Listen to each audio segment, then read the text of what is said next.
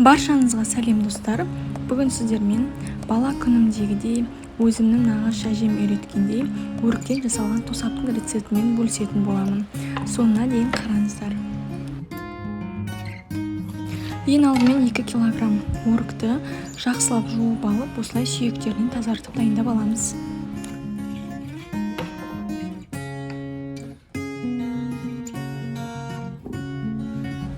Осындай терең шұңғылдау үлкен қазанның астына ең алдымен килограмм 600 грамм қантты бөліктерге бөліп, алдымен сеуіп шығамыз.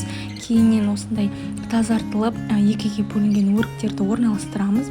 Оның үстіне тағы да қант себеміз, тағы да өріктерді орналастырамыз. Барлығы аяқталғанша осылай барлығын бірінен соң бірін орналастырып шығамыз.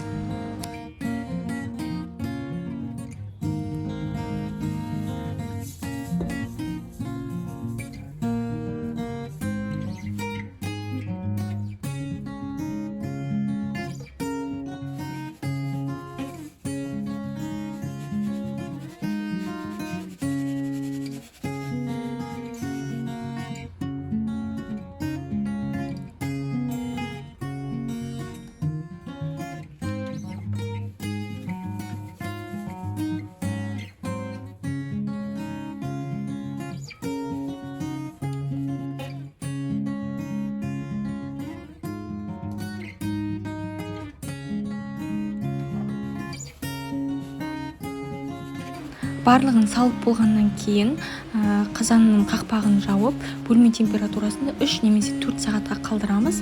Яғни қанты мен өрік бір-біріне сіңіп, қанты еруі тиіс. Міне осылай қанты ериді, содан кейін орташа отта қайнатамыз. Қайнағаннан кейін міндетті түрде араластырып тұру қажет, яғни ағаш қасықтың көмегімен араластырамыз. Араластыра отырып, көбігін алуымыз міндетті. Көбігі өте көп көлемде шығады. Барлық көбігінен тазартамыз да өте баяу отта 5 минуттай қайнатамыз.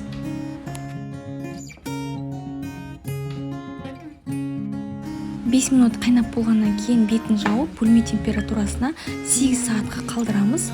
8 сағатта толықтай салқындайды. Содан кейін тағы да орташа отта толық көлемде қайнатып аламыз. Ол кезде де орташа көлемде көбігі шығады. Оны көбігінен де тазартамыз. 5 минуттай баяу отта үздіксіз араластыра отырып қайнатамыз. Тағы да бетін жауып бөлме температурасында 8 сағатқа толықтай суығанша қалдырамыз. 8 сағат өткеннен соң тағы да газға қойып, орташа отта қайнатып аламыз. Бірақ осы үшінші кесегінде қайнап болғаннан кейін өте баяу отта 20 минуттай қайнатамыз. Бұл кезде өте аз көлемде көбігі шығады, оны да толықтай тазартып аламыз.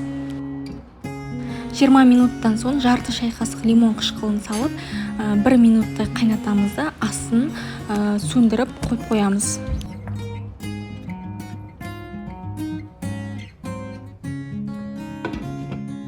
Сол аралықта міне банкаларды да стерильдеп аламыз. Мен яғни мантоварканы қолданамын. Қақпақтарды бөлек суда қайнатып аламыз. 10-15 минут болса жеткілікті.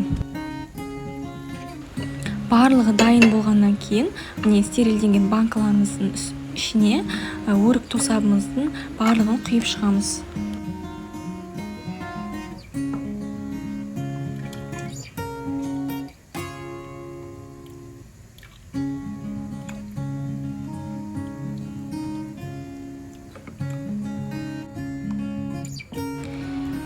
Бетіне дейін құйып шығу өте маңызды. Барлығынан салып, банкілерге теңдей бөліп, барлығын құйып шығамыз.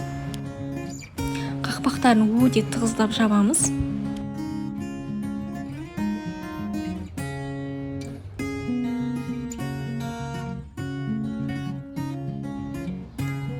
Міне осындай өрік тосабы дайын болды. Сіздер де дайындап көріңіздер, өте дәмді шығады. Сіздерге ұнайтынына сенімдімін. Ас болсын.